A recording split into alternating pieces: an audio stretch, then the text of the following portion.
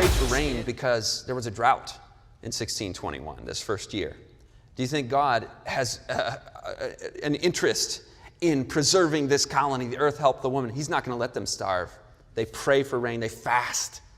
And the rain comes. And the Indians told the Pilgrims, this was the best harvest that we've ever seen.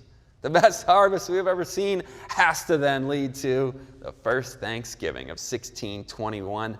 The Pilgrims sent the invitation to the Wampanoags, come and join us for a great feast. 90 hungry braves arrived, much to the surprise and consternation of the cooks. Well, these braves see a need, and they promptly go out to the woods, as they were so accustomed to do, and pick up 5 deer and drag them back. Together, the Pilgrims and the Indians sang songs, played games, fellowshiped together. They were genuine friends.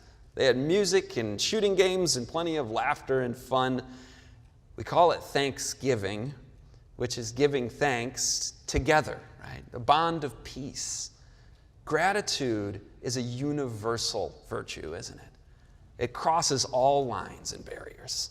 In fact, every Christian virtue is universally accessible to all who will receive them.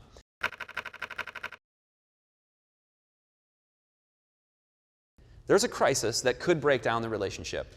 One of the English colonists murders 3 Indians. And the Wampanoags are going, oh, they're up in arms. Are they going to mete out justice again? They're not going to. Well, we're going to have a trial. Okay, you're going to have a trial. This trial is going to be a show trial. It's going to be a joke.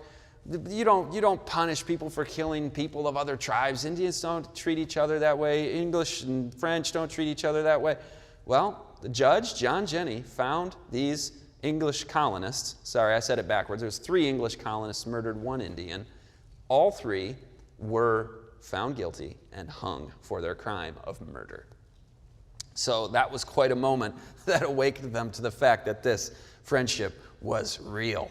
They would mete out justice, even on behalf of their people who were so different. Now, another matter of justice was the common store economy. Everybody's got the same pay, regardless of how much they've worked or how hard they've worked.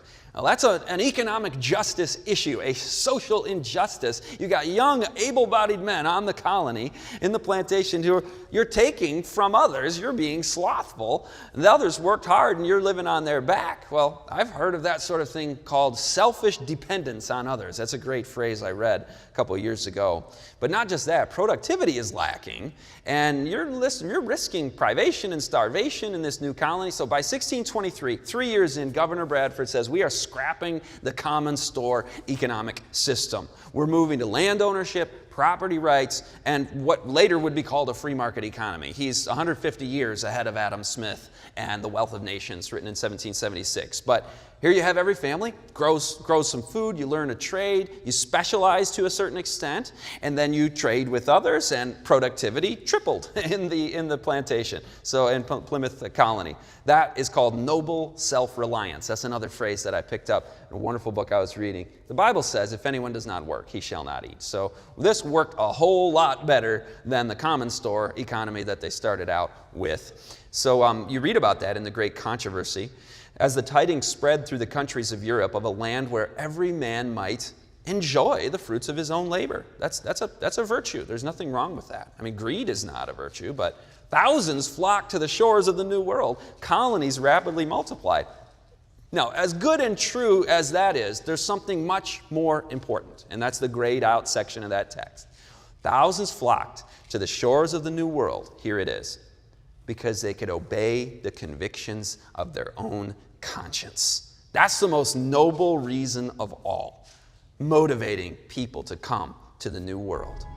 So you had the earth, a less populated place, helping the woman, the church, to grow, to thrive, to not need to be in hiding anymore.